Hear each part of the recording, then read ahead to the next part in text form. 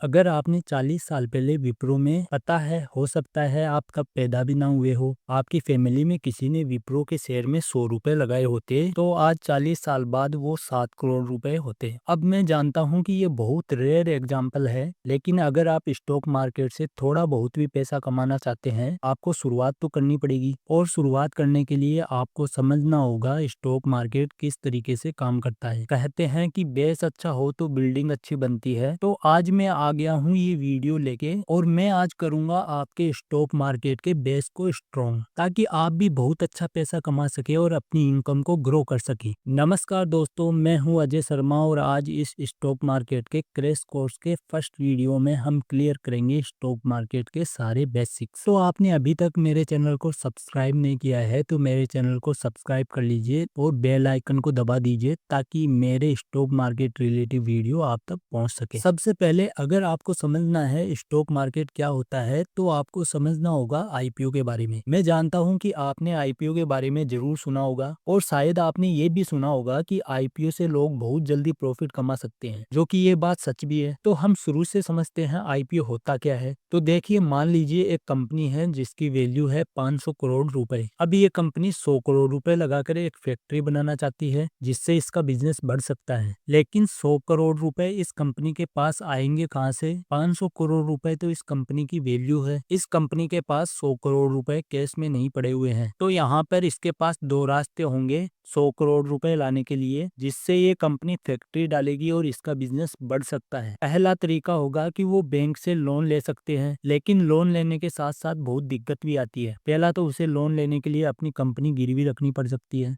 दूसरा, उसे 100 करोड़ रुपए का लोन लेने के बाद उस लोन पर ब्याज भी तो देना पड़ेगा। जबकि इसके साथ एक दूसरा रास्ता भी होता है जहां से कंपनी के पास पैसा आ सकता है, और वो दूसरा रास्ता है अपनी कंपनी का एक छोटा सा हिस्सा 100 करोड़ रुपए में इन्वेस्टर्स को बेच देना। तो 500 करोड़ रुपए की कंपनी ने अपना 100 करोड़ रुपए का हिस्सा इन्वेस्टर्स को बेच दिया तो कंपनी के पास 400 करोड़ रुपए का हिस्सा बचेगा। अब इन्वेस्टर्स बहुत सारे टाइप के होते हैं, तो मान लेते हैं कंपनी निर्णय लेती है कि वो सीधे ही पब्लिक को अपना ये 100 करोड़ रुपए का हिस्सा बेचना चाहती है। तो इसके लिए कंपनी एक आईपीओ लेकर आती है। आईपीओ का फुल फॉर्म होता है इनिशियल पब्लिक ऑफरिंग। यानी इसमें कंपनी क्या कर रही है, अपना एक जो हिस्सा है उसको खरीदने के लिए पब्लिक को ऑफर कर रही है कि आप मेरा ये जो हिस्सा है इसको खरीद लो। और ये ऑफर कंपनी ने पब्लिक के सामने रखा है अपने आईपीओ के जरिए। तो यहाँ पर पब्लिक यानी आप और हम जैसे लोग इसको एनालाइज करेंगे कि इसका बिजनेस तो बढ़ सकता है, कंपनी फैक्ट्री लगा रही है जिससे इसका जो प्रॉफिट है वो कई गुना हो जाएगा, ऐसे में तो मेरा पैसा भी बढ़ सकता है। तो यहाँ पर लोग क्या करेंगे, इसके आईपीओ में अप्लाई करने लग जाएंगे। देखिए, 100 करोड़ रुपए का हिस्सा कंपनी एक साथ एक व्यक्ति को तो नहीं बेचेगी, इसलिए कंपनी 100 करोड़ रुपए को छोटे छोटे हिस्सों में बांट देगी और ये जो छोटे छोटे हिस्से होंगे इनको बोला जाएगा शेयर्स। मान लेते हैं कंपनी ने 5 करोड़ शेयर्स निकालने का निर्णय लिया, तो कंपनी ने 100 करोड़ रुपए के 5 करोड़ शेयर्स निकाले हैं। तो एक शेयर की प्राइस हो जाएगी 100 करोड़ रुपए डिवाइडेड बाई 5 करोड़, यानी उसके एक शेयर की जो प्राइस होगी वो होगी 20 और ऐसे 20 रुपए वाले कितने शेयर होंगे?